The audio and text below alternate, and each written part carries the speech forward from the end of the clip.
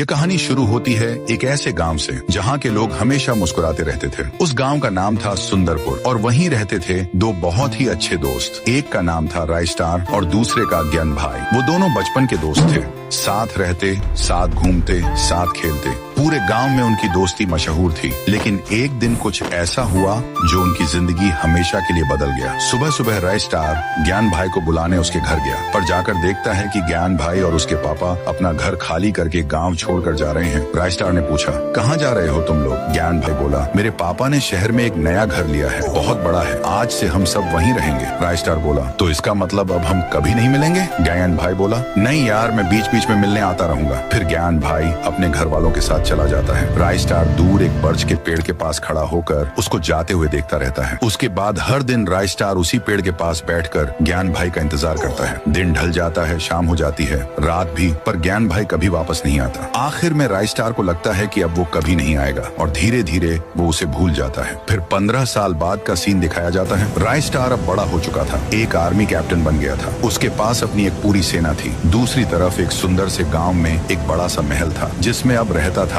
ज्ञान भाई, जो अब एक अमीर आदमी बन चुका था। उसके पास पैसों की कोई कमी नहीं थी, लेकिन एक मुश्किल थी जिसका नाम था विक्रम। विक्रम एक खतरनाक इंसान था। उसकी नजर ज्ञान भाई के पैसों पर थी। ज्ञान भाई इस वजह से हमेशा टेंशन में रहता था। फिर एक दिन वही होता है जिसका डर था। विक्रम और उसके गुंडे गांव पर हमला कर देते हैं। हर तरफ अफरा तफरी मच जाती है। गुंडे लोगों को मारने लगते हैं। ज्ञान भाई समझ जाता है अब उसका बचना मुश्किल है। वो तुरंत अपने एक आदमी से कहता है, इस गांव से बहुत दूर एक छोटा सा गांव है, वहाँ मेरा एक पुराना दोस्त रहता है, उसके पास जाओ और बोलो कि मुझे उसकी मदद चाहिए। वो आदमी बाइक लेकर निकल पड़ता है राइस्टार के गांव की तरफ। उधर दूसरी तरफ राइस्टार अपने आर्मी कैंप में सोल्जर्स को ट्रेनिंग दे रहा होता है। तभी एक लड़का आता है और कहता है, मुझे ज्ञान भाई ने भेजा है, हमारे गांव में एक गुंडे ने हमला कर दिया है, अब सिर्फ आप ही हमारी मदद कर सकते हो। राइस्टार सब कुछ समझ जाता है और बिना समय गंवाए अपनी पूरी सेना लेकर निकल पड़ता है ज्ञान भाई को बचाने। इधर विक्रम ने ज्ञान भाई को पकड़ के जेल में डाल दिया होता है। विक्रम कहता है,